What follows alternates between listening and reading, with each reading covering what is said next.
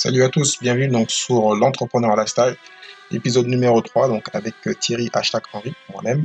Donc aujourd'hui, comme j'ai dit dans l'épisode 2, j'interview Rémi Roulier, donc web marketeur, infopreneur donc très connu et très performant, qui donc va nous dire comment il a quitté la rat race il y a 3 ans et comment donc il a fait pour donc, devenir indépendant. Donc il a donné plein de petits conseils, il a donc essayé plusieurs petits business et actuellement donc il aide les entrepreneurs, infopreneurs à aussi quitter la rat race. Donc voilà pour cet épisode. À tout de suite avec Rémi Roulier. Oui, comment tu vas? Très bien. Oui, donc merci d'avoir pris le temps en fin de compte de t'arrêter pour parler un peu donc, de ton activité, comment donc, tu as quitté la rat race il y a quelques années. Donc Rémi, donc moi je vais pour te poser quelques questions. Donc rapidement, présente-toi pour ceux qui ne te connaissent pas, même si tu as une grande chaîne YouTube et tu as une expérience dans le métier. Ouais, moi, si tu veux, à la base, j'avais fait des études d'ingénieur informatique. Après, j'ai été salarié en tant que responsable marketing. Et puis, en 2015, j'ai vraiment voulu quitter le salariat parce que je supportais plus. Enfin, j'avais vraiment un besoin de liberté. J'adore voyager. Et puis, c'est vrai que le salariat, bon, on a des contraintes. Par exemple, on est enfermé entre quatre murs. On a des horaires fixes. On est soumis à pas mal de stress. Il y a aussi les temps de déplacement qui peuvent être grands, surtout pour ceux qui habitent à Paris. Moi, c'est pas le cas. Mais voilà, des fois, on n'a pas forcément envie de se taper les bouchons. On n'est pas non plus tributaire d'un patron, par exemple. On peut pas prendre forcément nos propres décisions. On peut pas utiliser notre créativité. Donc tout ça, finalement, j'ai décidé de voler de mes propres ailes. Et tu veux que je te présente un petit peu la suite, comment j'en suis arrivé à Bah, l'infoprenariat, disons, si tu disons que tu as commencé par là, parce que t'as le schéma classique de la personne qui veut quitter donc la rat race, entre Ouais. parenthèses, et tu aurais pu faire de l'immobilier, tu aurais pu faire plein de choses. Comment t'es venu à ce que tu as fait et pourquoi tu l'as fait? Ouais, moi, si tu veux, le web, ça m'a toujours passionné. Contrairement, par exemple, l'immobilier, bon, j'y suis moins sensible, même s'il y a des très belles opportunités. Moi, c'est vraiment le web qui me parlait au début. Et surtout, j'avais connu comme ça, découvert Christian Godefroy, qui pour moi est le père un petit peu de l'infoprenariat francophone, qui est aujourd'hui décédé. Et en fait, j'étais tombé sur des vidéos sur lui, ça devait être en 2006-2007. Et tout de suite, ça a fait du sens pour moi, ça m'a parlé. Et du coup, voilà, je l'ai suivi pendant pas mal de temps. Ça doit être en 2011 peut-être, j'ai lancé comme ça un premier système. C'était une méthode de développement personnel, enfin plutôt d'efficacité personnelle destinée aux étudiants US. Donc en fait, j'ai écrit tout un livre en PDF qui doit faire 210 pages à peu près, sur plein de techniques pour réussir ses examens. 210 pages en PDF, Ouais, c'est énorme. ouais, mais à l'époque, ça se faisait parce que c'était vraiment les PDF n'étaient pas perçus comme aujourd'hui, comme actuellement. Et D'accord, du coup, j'ai créé tout un site comme ça avec une page de vente, ça s'appelle exam-success.com, ça existe toujours, c'est toujours en ligne. Et d'accord. puis du coup, j'ai commencé comme ça mes premiers pas en fait à diffuser ces connaissances auprès du marché américain exclusivement, puisque tout le livre en fait était en anglais. Et après, en fait, j'ai découvert l'opportunité Amazon Kindle, donc ça devait être en 2012, ça. Et j'ai commencé vraiment comment dire, à bûcher, à développer une technique pour produire des livres extrêmement rapidement. Donc j'ai publié plus d'une soixantaine de livres pratiques parce en parallèle, je me passionnais sur le marketing, etc. Donc Et c'est donc plus, sur des c'est plus donc ça, en fin de compte, tu l'as fait en 2012, donc t'étais encore employé, c'est ça? Donc Ouais, t'avais, c'est ça, ouais. et Et en donc, fait, c'est des livres que t'as écrits toi-même ou t'as fait écrire par quelqu'un? non, non, j'ai tout écrit moi-même. D'accord. Et même, d'ailleurs, le tout premier livre que j'ai écrit, ça utilisait un peu des techniques d'efficacité personnelle que j'avais appris. Le titre, c'était Comment se concentrer comme Einstein. Et puis, le tout premier livre a été propulsé au 23e de toute la boutique Kindle, toutes catégories confondues. Donc, ça a super bien marché. Et après, du coup, ça m'a vraiment incité à continuer à dupliquer un petit peu ce modèle avec d'autres thématiques qui me parlaient, notamment tout ce qui est marketing, tout ce qui est développement personnel, etc. pour partager finalement mon savoir. Et j'ai commencé comme ça à écrire, j'en suis maintenant à plus d'une soixantaine de livres Kindle. Maintenant, c'est moins mon activité aujourd'hui. Mais finalement, tous ces livres, une fois qu'on les a écrits, c'est un petit peu comme une mini-rente, un peu comme dans l'immobilier, c'est-à-dire qu'on crée une fois le livre et après, tous les mois, on reçoit des royalties de manière passive. Et par exemple, le premier livre que j'ai publié en 2012, aujourd'hui, il me rapporte encore des royalties. Et petit à petit, en fait, j'ai développé un moment, je m'y suis mis vraiment à fond là-dessus. Et en fait, je sortais jusqu'à 2 livres par semaine, 2 livres pratiques que je publiais sur Kindle en faisant tout de A à Z, c'est-à-dire l'écriture, le formatage, créer la couverture, etc., la page de vente, etc., plus la publication. Et donc, mais vraiment, j'ai bossé énormément pour ensuite pouvoir récolter un petit peu les fruits, du coup, sous forme de rente et de revenus passifs. Et du coup, tout ça, je l'ai transformé en une méthode qui s'appelle la méthode Kindle Bankstar. Donc ça, on peut la retrouver sur un de mes sites qui s'appelle auteurstar.com. Auteurstar.com, moi Ouais. je l'avais vu parce que moi c'est un business qui m'intéressait et j'ai même fait un article dessus. Et il est vrai que donc si je comprends bien, donc tu as environ 60 livres de sortie, plus de 60 livres. Et donc ceux que tu as sortis après, donc c'est plutôt des vrais e-books, c'est plutôt entre donc 30 et 60 pages, c'est ça? Plutôt ouais, entre 50 et 120 pages, on va dire. Ouais, donc Des t'es livres plutôt papier. productif. Et donc, est-ce qu'actuellement, donc, quand t'es sorti en 2015, donc t'as voulu quitter la rat race, donc techniquement, t'avais déjà un actif qui te ramenait des revenus, donc t'as pu sortir plus tranquillement, on va dire.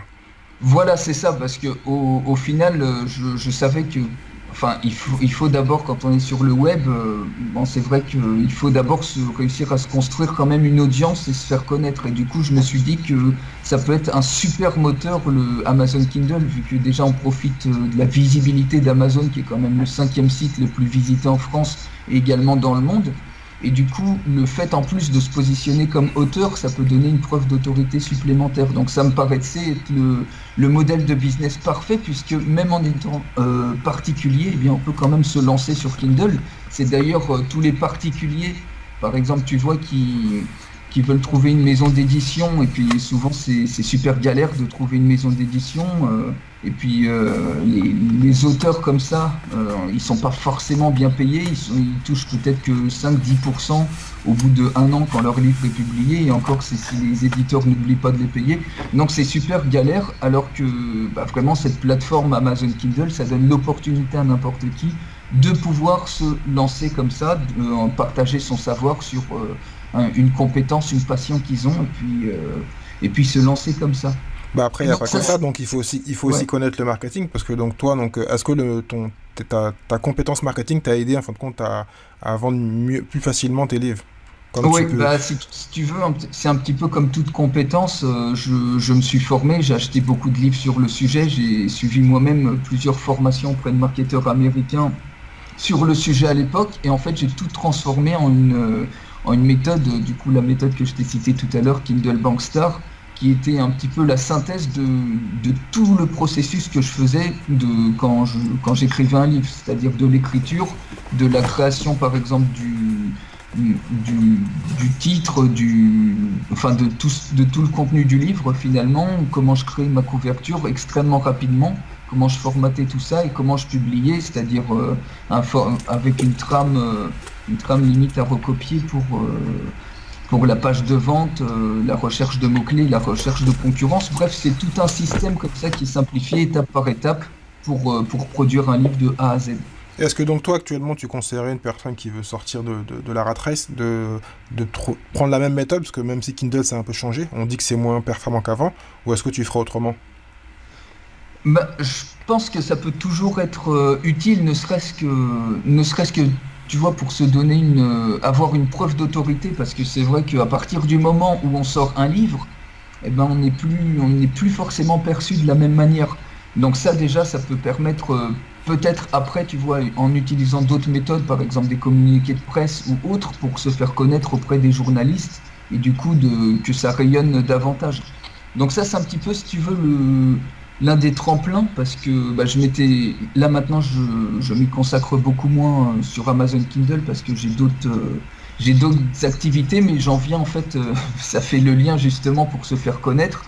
c'est que moi, en fait, j'avais sorti il y a peut-être 1 an ou 2 ans, des livres de coloriage vulgaire. En fait, j'ai voulu pousser le truc un petit peu plus, enfin, chercher d'autres opportunités avec Amazon.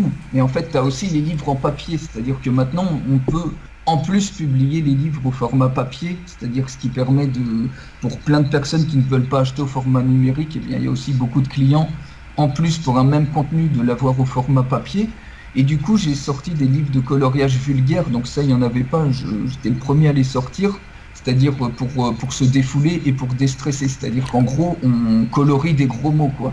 Oui, donc C'est j'ai bien aimé. Moi, j'avais été voir sur le site avant de te contacter. C'est défoule-toi, défoule-toi.com, c'est ça? Ouais, c'est ça, défoule-toi.com. Et c'est vraiment pas mal du tout. Enfin, le concept est assez fun, donc on peut colorier des gros mots, quoi, comme sale con ou casse-toi, enfin, tu vois, des trucs comme ça, va chier. Vraiment pour se déstresser, par exemple, si on a des collègues toxiques ou des trucs comme ça. Donc ça, c'est vrai que c'est beaucoup un public féminin qui achète ça, mais du coup, j'ai lancé ça aussi sur Amazon et ça a complètement cartonné. J'ai mixé ça avec un communiqué de presse, ce qui a fait que je suis aussi passé un petit peu partout, dans les différentes, sur France 3, dans les radios, style Virgin Radio, etc. Donc ça a bien fait son petit buzz, ce truc-là. Et c'est une autre opportunité finalement.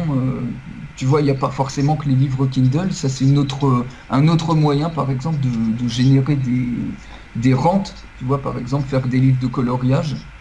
Et bon, voilà, maintenant, c'est plus trop l'activité. Maintenant que j'ai créé tout ça, je suis passé sur d'autres activités. Enfin, je t'en parlerai après si tu veux. D'accord, donc là, dans tous les cas, tu as eu, si bien résumé, donc tu as eu deux activités très créatrices, on va dire, dont Ouais. une, en fin de compte, défoule-toi, donc défoule-toi, donc .com, c'était donc une idée donc, qui s'est fait aux États-Unis, si je ne me trompe pas, et donc que tu as récupéré. Les Kindle, pareil, ça faisait un carton aux États-Unis, donc comme quoi, en fin de compte, il faut juste ouvrir les yeux et voir ce qui marche bien ailleurs, et l'adapter à la française, entre parenthèses. Oui, voilà, en fait, il faut être un petit peu créatif et on peut voir un petit peu. Alors, pas forcément qu'aux États-Unis, des fois, il y a des pays, on peut prendre ou s'inspirer de concepts qui se passent à l'étranger. On se dit, mais ça cartonnerait, par exemple, sur le marché francophone, et ça permet d'avoir des idées comme ça. Donc, il suffit, tu vois, un petit peu de créativité, parce au final, les livres de coloriage vulgaire, comment l'idée est née, c'est qu'au début, j'étais tombé sur une formation d'un marketeur américain qui montrait que les livres de coloriage pour adultes, mais des mandalas en fait, des mandalas à colorier, ça cartonnait littéralement. Donc il apprenait comment faire des livres de coloriage en mandala. Et donc moi, au début, j'ai commencé à publier des livres de coloriage pour adultes sur le marché francophone de mandala, sauf que j'avais rajouté une petite touche créative. J'avais mis ça sur fond noir pour que les couleurs puissent mieux ressortir. Donc déjà pour pouvoir se différencier, apporter une petite touche créative.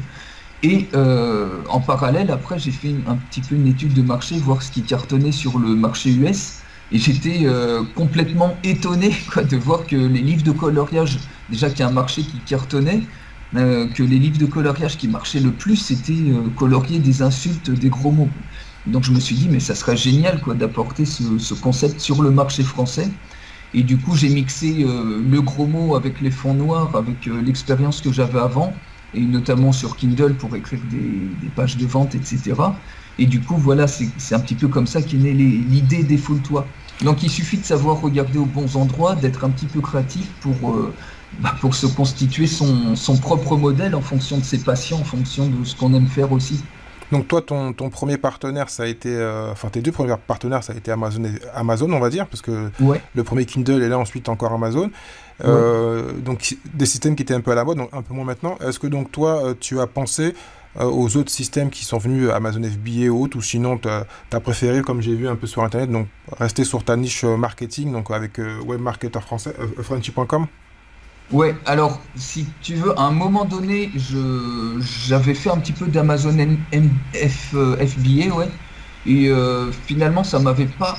J'avais suivi d'autres formations un petit peu comme ça voilà, créer du stock, enfin maîtriser Amazon FBA. Et finalement, ça me parlait pas forcément, dans le sens où je voyais pas trop l'intérêt d'acheter bêtement des produits et puis les revendre comme ça, sans apporter une valeur, une touche personnelle. Ouais, Enfin, t'es pas trop e-commerçant à l'ancienne, t'es plutôt commerçant classique, moderne, on va dire, plutôt infopreneur avec du numérique et pas du stock, on va dire.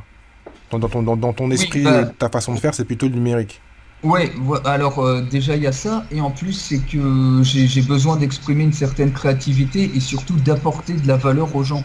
Donc, que je puisse apporter quelque chose qui leur change la vie. Parce que bon, acheter par exemple des glaçons en forme de tête de mort ou des cendriers fluorescents, bon voilà, ça change pas forcément la vie. C'est juste que tu fais une marge. Mais bon, maintenant le dropshipping ça commence à être de plus en plus connu. On sait que 99% des gens se fournissent sur AliExpress et puis ils montent un site sur Shopify et puis rouler jeunesse. Sauf que voilà, moi c'est pas forcément un modèle qui me plaît en termes d'apport de valeur. Enfin, toi, ta solution, ce sera en fonction de créer ton propre produit physique et de le vendre par toi-même ou par Amazon FBA si tu as envie de te faire aider, parce que j'ai des amis qui font ça et qui ont créé leur propre produit, et donc ils utilisent FBA parce que c'est un pouvoir énorme, c'est la plateforme Amazon qui est énorme, mais de leur Ouais. côté, ils peuvent vendre aussi par eux-mêmes. Mais toi, en fin de compte, dans l'esprit et dans ce que tu me dis, ce serait de créer ton propre produit de A à Z, comme ça au moins tu as l'impression d'apporter de la valeur. Ouais, voilà, exactement. Et moi, en fait, c'est le côté infoprenariat qui me parle le plus, parce que ça, en fait, tout ce que je te disais là sur Amazon, sur les livres de coloriage, c'est qu'une partie de mon activité, parce qu'en parallèle, j'ai fait aussi beaucoup d'affiliations, et du coup, maintenant, mon activité principale, alors, j'ai développé aussi toute une académie qui s'appelle l'Académie Infopreneur. Donc, si je peux citer le site, c'est académie-infopreneur.com, où là, j'ai D'accord? développé tout un programme autour de l'infoprenariat pour toutes personnes qui veulent, en fait, diffuser leur savoir, leur passion, et pouvoir en vivre sur Internet. Donc ce programme, c'est en fait 7 mois pour apprendre à diffuser son savoir sur le web et changer de vie. Donc c'est ce qu'il y a de plus complet. Enfin, j'ai vraiment regroupé toutes les techniques les plus modernes et les plus complètes pour devenir infopreneur en partant de zéro. Donc en fait, si tu veux, dans ce programme, c'est vraiment sur 7 mois, et chaque mois, tu as en fait il y a 3 grands piliers dans cette académie. Le premier gros pilier, c'est la première et la deuxième semaine de chaque mois, on met en place en fait un système à long terme. Donc quand je dis système à long terme, c'est-à-dire que les 2 premiers mois, sur les 7 mois, on va d'abord créer toute une stratégie de contenu, voir comment organiser le contenu, sur quelle plateforme le diffuser, etc., par rapport à la passion de la personne. Oui. Ensuite, les 2 mois suivants, on va créer toute une stratégie d'audience, c'est-à-dire comment faire pour amorcer une audience le plus rapidement possible. Donc ça, c'est sur 2 mois. Et les 3 derniers mois, du coup, on fait toute une stratégie de produit où on apprend à créer un produit d'information. On apprend même à vendre des produits d'information avant, sans même les avoir créés. Et donc plein de techniques comme ça de création de produits voilà, où là déjà on va commencer à générer des revenus. Donc ça, c'est un système à long terme qui crée vraiment un système extrêmement stable, que aussi longtemps qu'on continue à l'alimenter, du coup on est complètement indépendant. Au bout des 7 mois, le but, voilà, c'est de pouvoir quitter un job salarié et que ça tourne déjà tout seul. Mais en parallèle de ça, du coup, il y a aussi un autre pilier qui est un système à court terme, où là, du coup, c'est la 3e semaine de chaque mois. On a en fait un système qui est complètement indépendant en fait et qui permet de générer des revenus immédiatement en le mettant en place.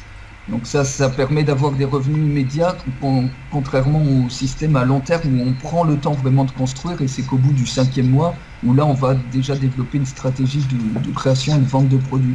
Là, les systèmes à court terme, ça permet d'avoir des revenus immédiats en fait, chaque mois, d'avoir un système complètement indépendant et autonome qui permet de multiplier les sources de revenus.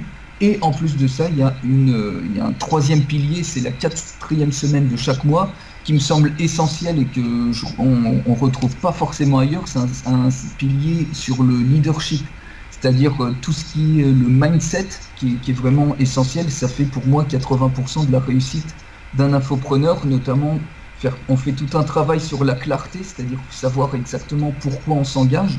Parce qu'il y a beaucoup de personnes, voilà, aux premières difficultés, ils vont se dire soit c'est pas pour moi ou c'est trop dur. Donc tu vois, c'est plein de facteurs psychologiques comme ça qui vont pousser les gens à abandonner avant l'heure, quoi, finalement. Et donc, une fois qu'on a bien fait la clarté, qu'on sait pourquoi on s'engage, ben, à chaque fois qu'on aura envie d'abandonner, et ben, on repensera pourquoi on s'est engagé. Ouais, bah, c'est bien d'avoir mis la base du pourquoi.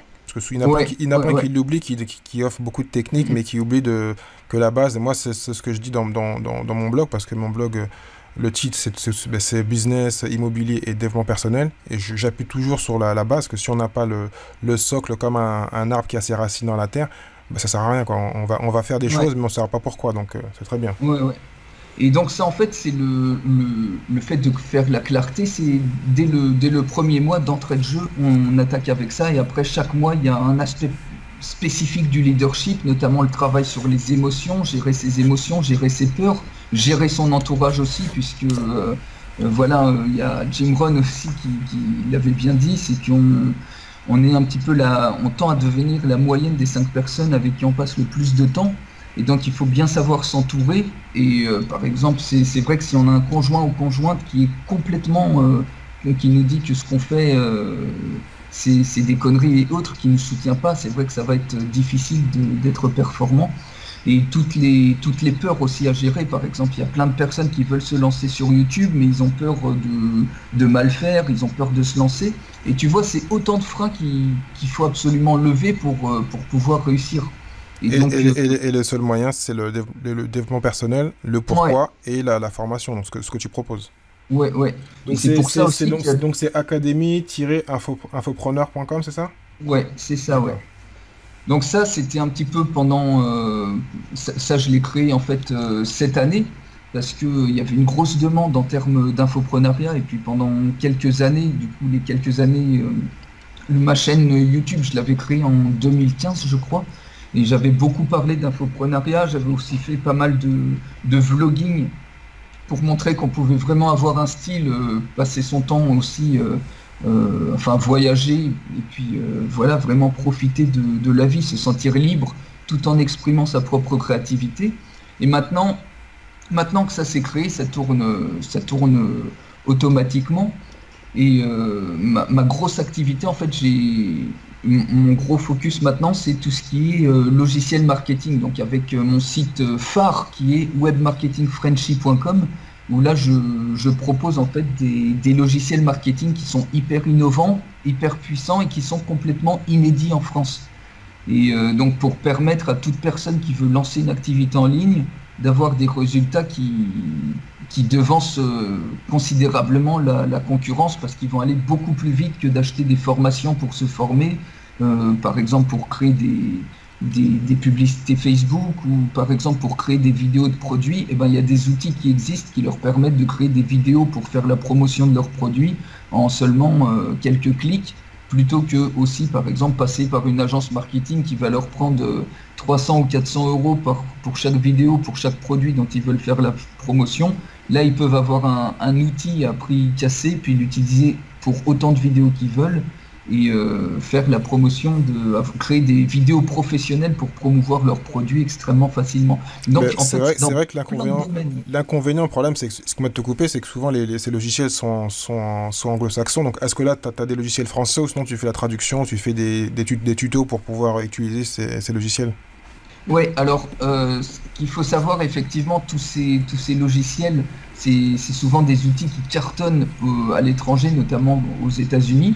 Et en fait, chaque personne qui fait l'acquisition d'un logiciel avec moi, en fait, elle a accès en plus à un espace membre où là, je leur offre un bonus gratuit, c'est une vidéo de formation complète en français pour prendre en main l'outil vraiment en français, comme si j'étais derrière eux, pour pas à pas vraiment le prendre en main facilement.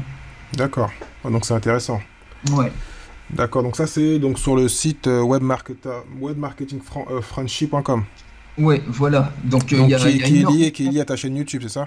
Oui, voilà, ouais. C'est exactement ça. Et donc voilà, il y a énormément d'outils qui peuvent permettre de faire plein de choses. C'est pas que des vidéos de produits, c'est tout ce qui est graphisme pour créer ces graphismes professionnels, tout ce qui est référencement, tout ce qui est aussi pour trouver des clients. Par exemple, si on est freelance, on veut se lancer, on cherche plein de clients sur une ville ou une région donnée, que que ce soit en France ou ailleurs, toutes les personnes par exemple qui ont un site web ou qui n'ont pas de site web, ou qui ont un site web sécurisé ou pas, si on veut proposer des services de sécurisation, ou toutes les personnes qui ont un site web mais pas de vidéo dessus, si on veut proposer par exemple des services de création vidéo.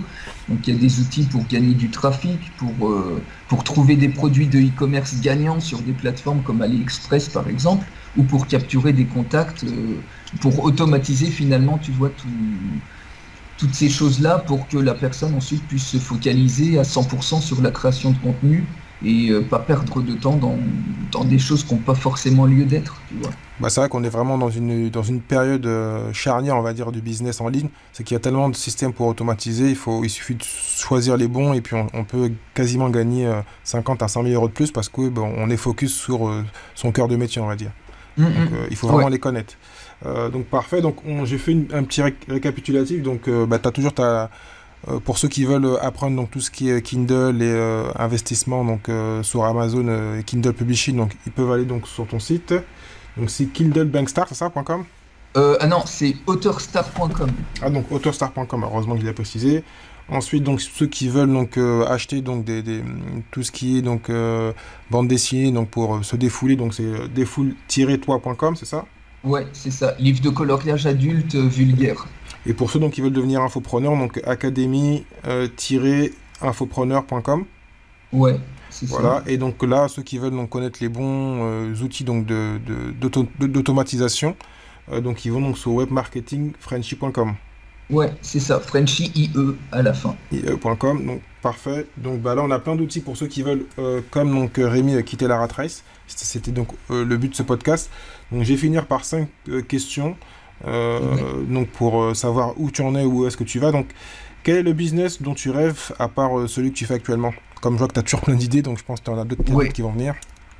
Le business dont je rêve, moi, ça serait vu que j'aime beaucoup voyager, notamment j'aime beaucoup aller à Bali, à Ubud. Je sais pas si tu connais, c'est un petit peu le cœur culturel de Bali. Non, je connais Bali parce que je sais qu'il y a les plus grands marketeurs sont soit en Thaïlande, soit à Bali. Voilà. Ouais.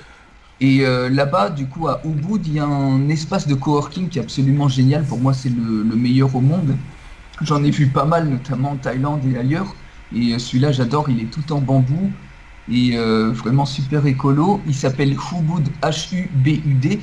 Et là-bas, tu peux vraiment rencontrer des gens de partout dans le monde, de haut vol, si tu veux.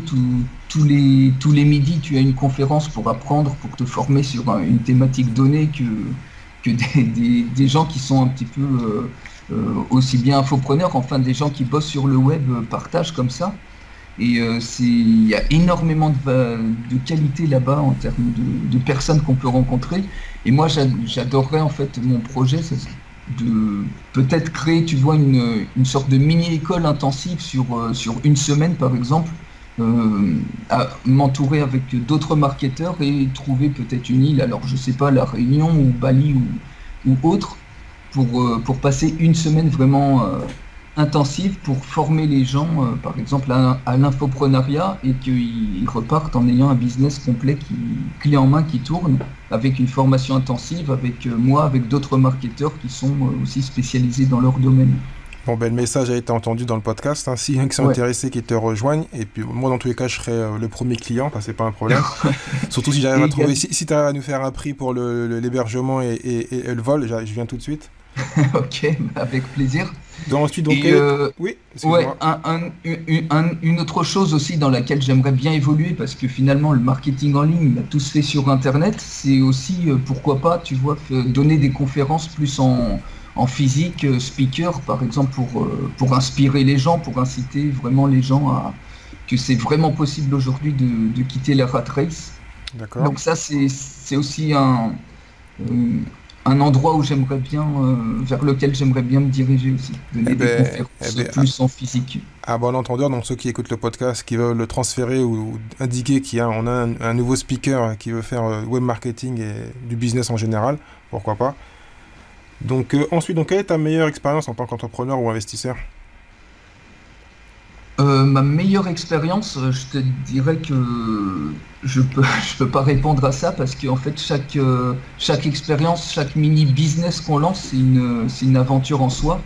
Donc il y en a qui nous apprend quelque chose et à partir du moment où on apprend quelque chose, on a l'impression de progresser et d'évoluer et de se dire qu'on a appris, on est meilleur, on est quelqu'un de meilleur que la veille. Eh ben, tu vois, on peut pas vraiment dire il y a tel domaine nous plaît plus qu'un autre puisque chaque domaine finalement nous apporte quelque chose qui nous enrichit sur un plan global, sur les autres business ensuite qu'on va développer. On a acquis une expérience de par la combinaison de toutes les autres expériences qu'on a eues. Est-ce qu'il y en a une que tu as préférée? Il y a toujours une petite préférence en général. Moi, j'ai beaucoup aimé l'aventure Kindle, même si maintenant je n'écris plus forcément des livres puisque je suis pris sur d'autres domaines, notamment web marketing Frenchy. Mais ce que je fais actuellement, de toute façon, je fais plus forcément des choses, je fais que les choses qui me plaisent, si tu veux. Donc, tout plaît en général, on va dire. Actuellement, je suis sur Web Marketing Frenchy, faire découvrir des nouveaux outils comme ça. Pour l'instant, c'est vraiment ce qui me passionne. Après, on verra dans le futur, probablement ça évoluera également. Mais pour l'instant, ouais, je suis satisfait de ce que je fais. D'accord, donc quel est pour toi le meilleur levier pour devenir entrepreneur? Le meilleur levier, moi je dirais que c'est...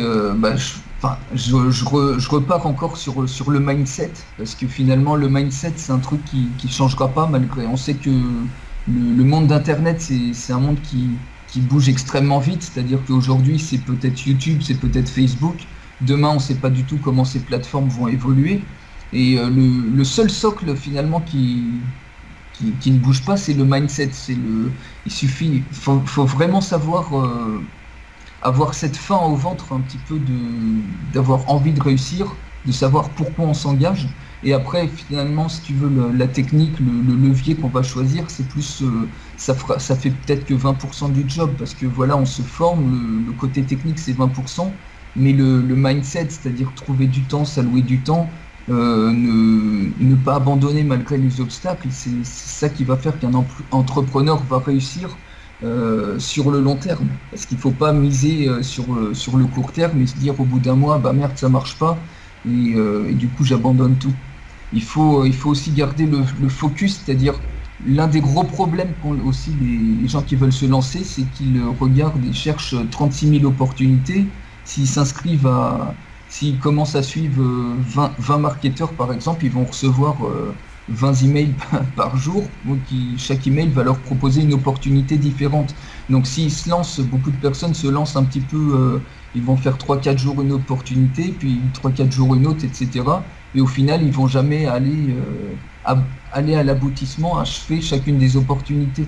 Donc c'est autant de temps perdu, il faut se focaliser sur un modèle et puis le faire jusqu'à ce que ça fonctionne pour la personne en question. Et tout ça, ouais, c'est dur.